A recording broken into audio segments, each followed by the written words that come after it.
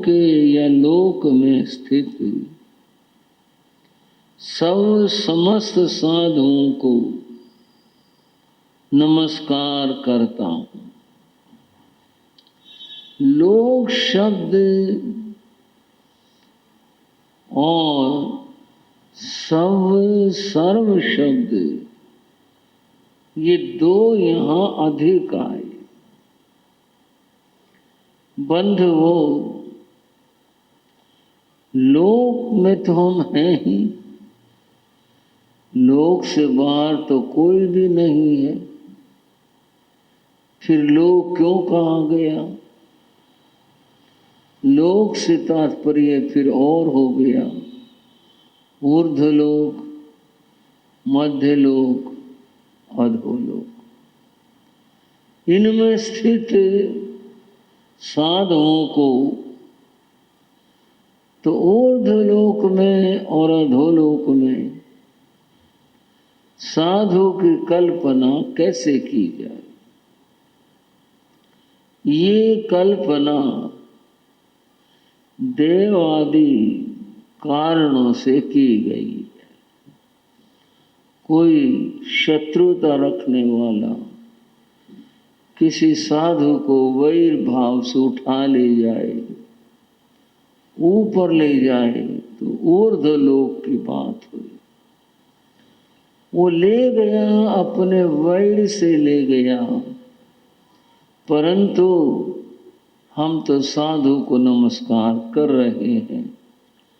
किसकी क्या स्थिति है, कौन कहाँ है, ये केवल ज्ञानी जाने। जहाँ भी साधु है हमारा उसको नमस्कार।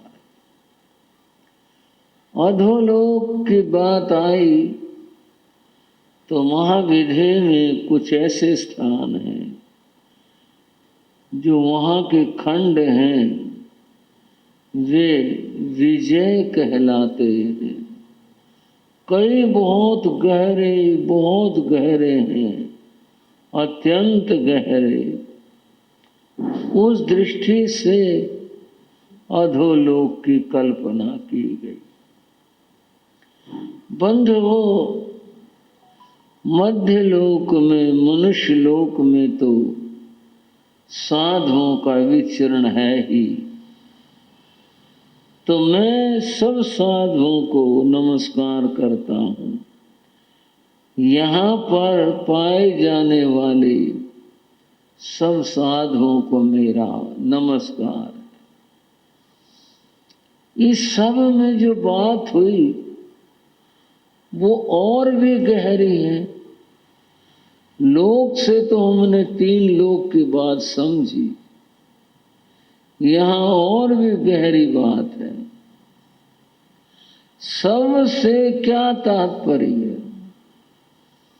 बंधुओं, 2-3 तरह से चिंतन है। साधुओं के जो भेद हैं, बकुश आदि, उस दृष्टि से उन भेदों से साधुओं को सबको नमस्कार है। दूसरी बात है, साधु का जो भेद है वो लोक दृष्टि से उसके परिवेश बाने से होता है। कोई किसी रूप और किसी बाने में है। साधु अलग अलग नहीं होते, साधु एक होता है। उसके प्रतीक, उसके चिन्ह ये अलग अलग हो सकते हैं। जैन धर्म बड़ा उदारवादी धर्म है। यहाँ तो कहा गया स्वलिंग सिद्ध, अन्य लिंग सिद्ध। समझ रहे हैं मेरी बात को? बंधुओं, अपनी मान्यता, परिवेश, अपना प्रतीक, बाना आदि है, इसमें रहते हुए जिन्होंने मोक्ष प्राप्त किया उन्हें स्वलिंग सिद्ध कहते। अन्य लिंग सिद्ध और अन्य मतांतर, दूसरे वेश वाले, दूसरे परिवेश वाले, वो जो साधु हैं अन्य दूसरे कहलाते हैं, वे भी मोक्ष में जा सकते हैं और गए हैं। अन्य लिंग जब वहां से सिद्ध हो सकते हैं तो वहां साधु नहीं होगा, ये कैसे हो सकता है? साधु साधु हो। हाँ, मैंने कुछ कह दिया, साधु साधु हो। हाँ जी, साधु साधु हो।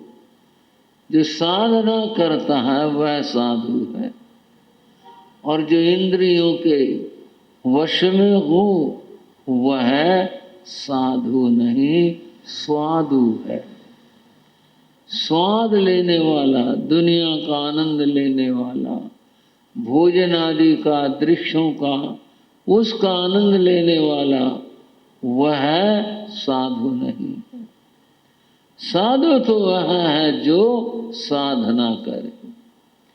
यहाँ जो बात आई, सब साधुओं को जो कोई साधना करता है, चाहे वो पहाड़ पर है, चाहे वो नीचे भूतल पर है, चाहे वो और कहीं पर है, वो किसी भी वेश में है, किसी रूप में है, साधु हो, उसको मेरा नमस्कार है।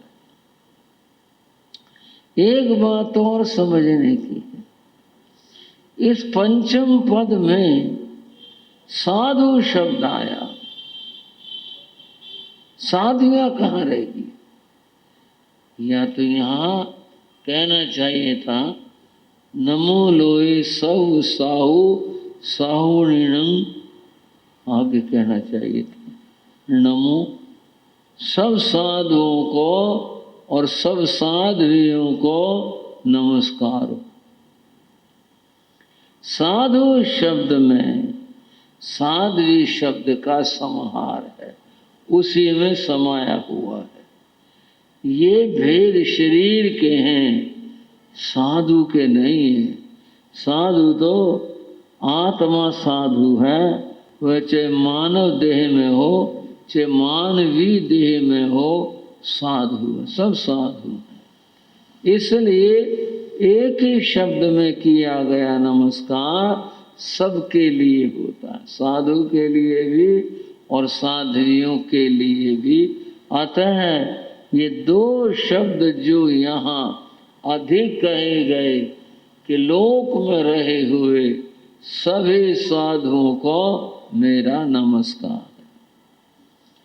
अभी हम साधु की बात कर रहे हैं। साधु कौन? वेश से जो पहचाना गया वह द्रव्य साधु है, द्रव्य से है, देखने से है, हाँ भाई साधु है। और बाकी बात तो भाव की है, उसको भाव साधु कहते हैं। कल्याण जो होगा वो भाव से होगा, भाव साधु से होगा। ये बात भगवान महावीर ने बहुत बल दे करके कही। द्रव्य साधु, भाव साधु, द्रव्य श्रावक, भाव श्रावक, द्रव्य सामायिक, भाव सामायिक, द्रव्य पोषण, भाव पोषण, ये सब जगह पर है।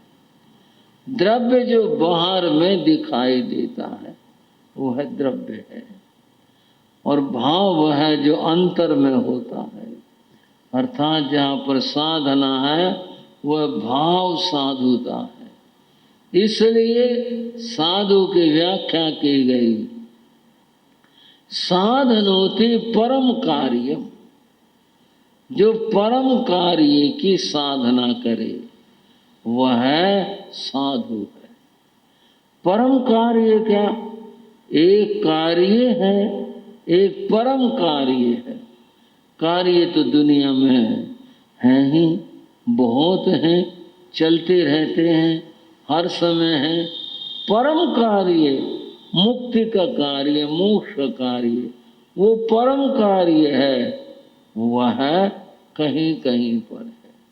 जिसमें है वो साधु है।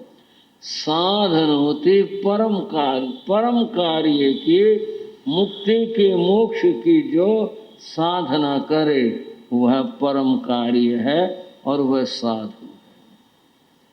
बंधुओं, साधु होना एक बहुत बड़ी बात है, एक बहुत बड़े सौभाग्य की बात है। साधु होना आसान नहीं है। साधु के बाद इसकी महत्ता सबने गाई है। तुलसीदास की बात करते हैं। तुलसीदास ने साधु की महत्ता कैसे गाई? साधु चरित शुभ चरित कपासु। साधु का चरित्र, साधु का जीवन कैसा होता है? साधु चरित्र, साधु का चरित्र, उसका जीवन कैसा होता है? शुभ चरित्र कपासु, जैसे कि कपास होती है। बताओ तुलसीदास क्या उपमा लाए हैं? सारी चीजों को छोड़ करके, सबको छोड़ करके, तो ऐसी क्या बात तुलसीदास ने देखी कपास के अंदर? कपास तो आप समझ रही हैं। ऐसी क्या बात देखी कपास में जो उसकी उपमा साधु के लिए दी गई है? साधु तो ऐसा जैसे कि कपास होती है। कहाँ क्या विशेषता है उसकी? नीरस विशद गुणमय फल जासु।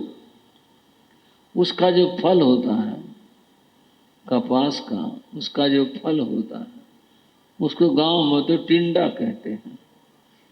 अब शहर में तो खेती होती नहीं, जिसका नाम पूछे भाई यहाँ क्या कहते हैं, गांव में तो उसको टिंडा कहते हैं। ऐसे होता, गोल सा होता है, ऐसा देखा आपने भी, जानते हो। उसका फल कैसा होता है? नीरस, सारे फलों में रस होता है, कम ज्यादा होता है। एक वो ऐसा जिसमें कोई रस नहीं होता। मैं ऐसा करने के लिए नहीं कहता, समझाने के लिए कह रहा हूं। कोई उसको निचोड़े, कोई उसको कुछ करे, उसमें नहीं एक बूंद भी कोई रस की निकलेगी। वह नीरस है, विशद बड़ा है, गुणमय फल जासु। अब उसके अंदर ना तो कोई स्वाद है, खाने बैठे उसको, ना उसके अंदर कोई रस है, लेकिन गुणमय है उसका फल।